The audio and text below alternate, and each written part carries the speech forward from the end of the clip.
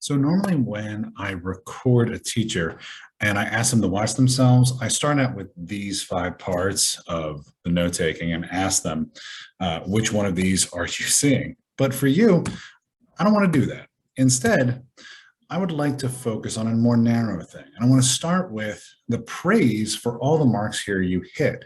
You've created a clear space where students are writing. They know what they have to write, when they have to write, and how they have to write. So let's start out by looking at a few of the things that went really well.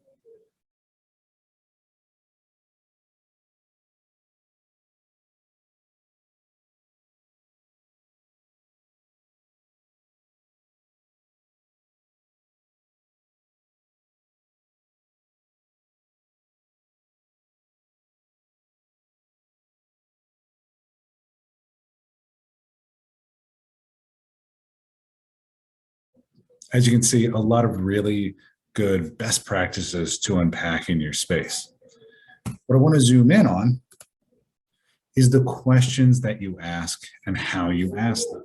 So without further ado, let's move on to a smash cut of the time you ask questions during your note taking on Maslow's hierarchy. As you watch this part, I actually want you to be asking yourself these four questions that will help you kind of frame what you're seeing and how we'll act on it. One, when you ask questions to the class, what was supposed to happen? What was your intention? What actually happened?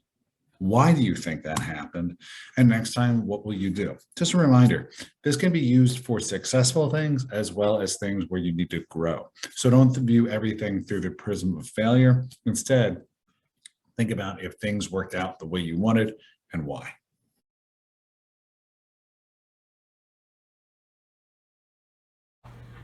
Temperature regulation.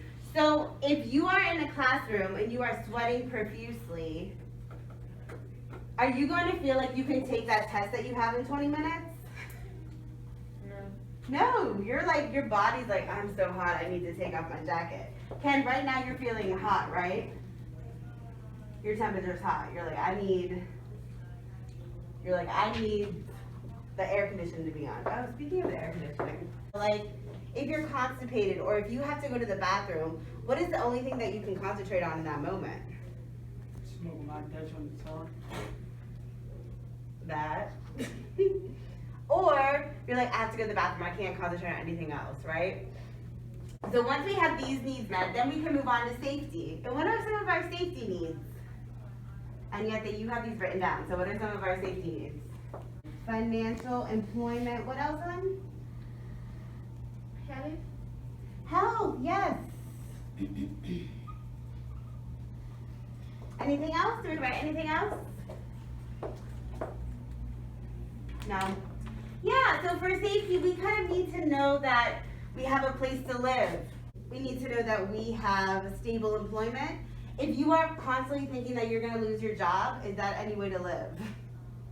No, that makes you anxious. Health. What if you find out that you have, you had stage 2 breast cancer, and then it went away, right? Are you going to be able to like feel like you can make new connections in the world if you're constantly afraid that you're going to die of the cancer? It will be hard.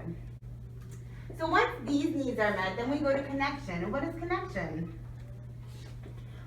Agnete?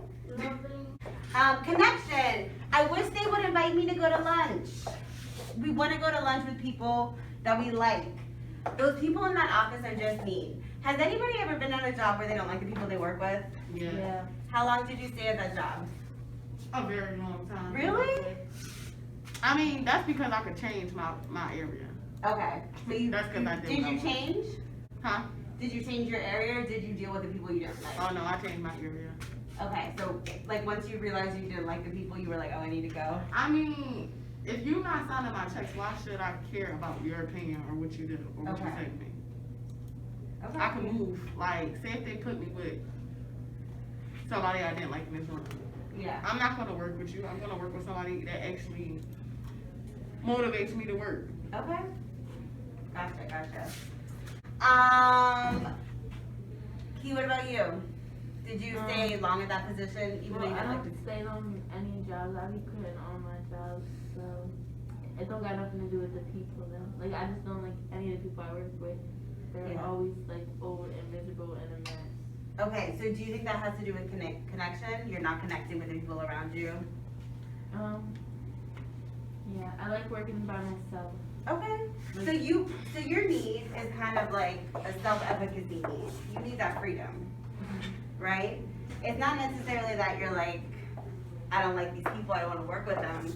It's more of like, I just, my freedom and my role, I don't wanna deal with other people. Now that you've seen yourself, I am curious about what your answers were about what was supposed to happen, what did happen, and why. But I have a few ideas myself.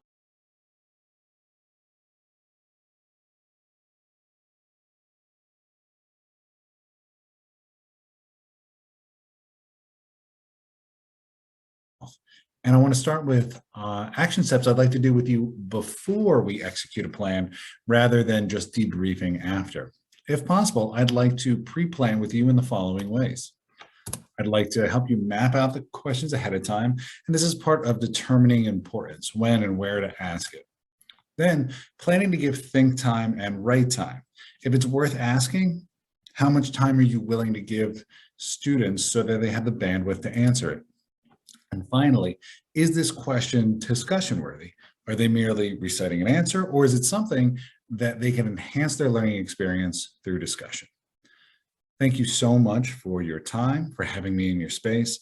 I look forward to hearing your thoughts about what happened in your space and what you'd like to do as we work together. Have a great one. Bye.